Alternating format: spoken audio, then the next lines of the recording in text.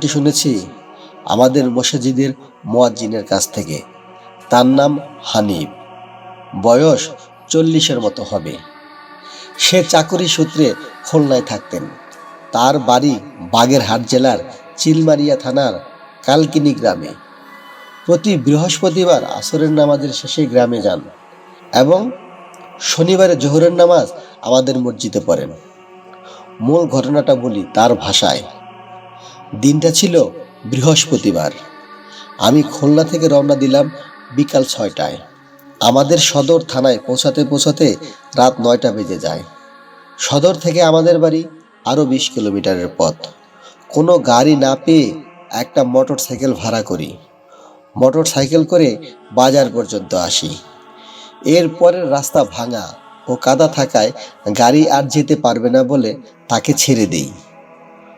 বাজারে যখন পৌঁছাই তখন রাত 9টা বেজে 50 মিনিট।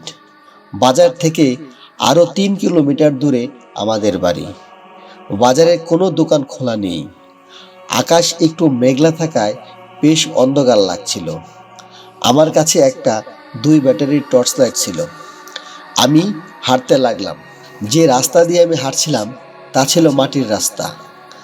রাস্তার বাম পাশে ছিল খাল, ডান পাশে পাট ক্ষেত। কিছু দূর হাঁটার পরেই একটা পূজা মণ্ডপ।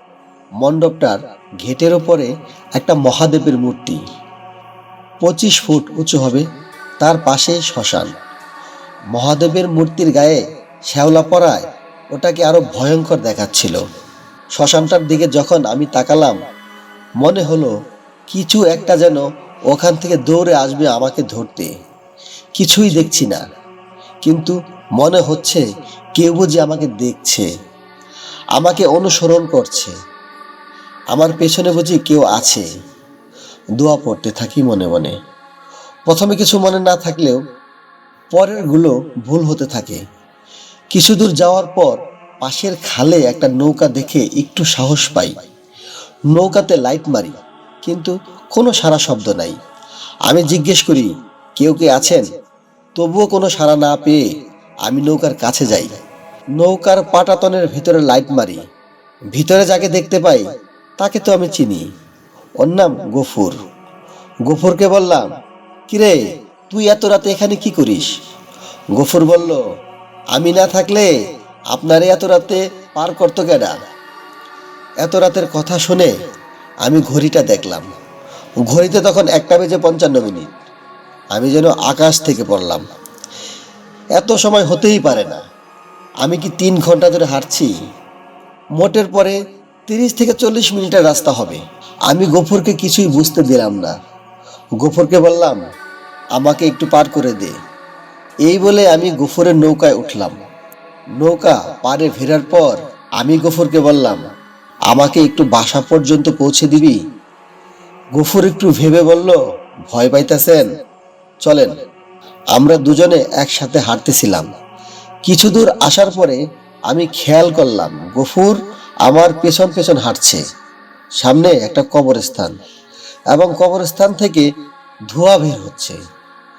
একটু যখন কাছে এসে লাইট মারলাম কবরের দিকে, দেখি একটা মেয়ে সাদা কাপড় পরা, চুলগুলো ছেড়ে দেওয়া কবরস্থানের ভিতর দাঁড়িয়ে আছে এবং হাতের ইশারাতে আমাকে ডাকছে। আমি মেয়েটিকে দেখেই চিনেছি। ওর নাম ময়না। আমি গফুরকে বলি, কিরে, ও ময়না না? হঠাৎ করে বুকের ভিতরটা কেমন করে উঠল, শরীর কেঁপে গেল। আমার পাশে গফুর নেই। আমি একটা চিৎকার দিয়ে দৌড়াতে দৌড়াতে একটি বাড়ির সামনে গিয়ে অজ্ঞান হয়ে পড়ি। বাড়ির লোকজন আমাকে তুলে নিয়ে মাথায় পানি দেয়। কিছুক্ষণ পর আমার জ্ঞান ফিরলে আমি তাদের সব কিছু খুলে বলি।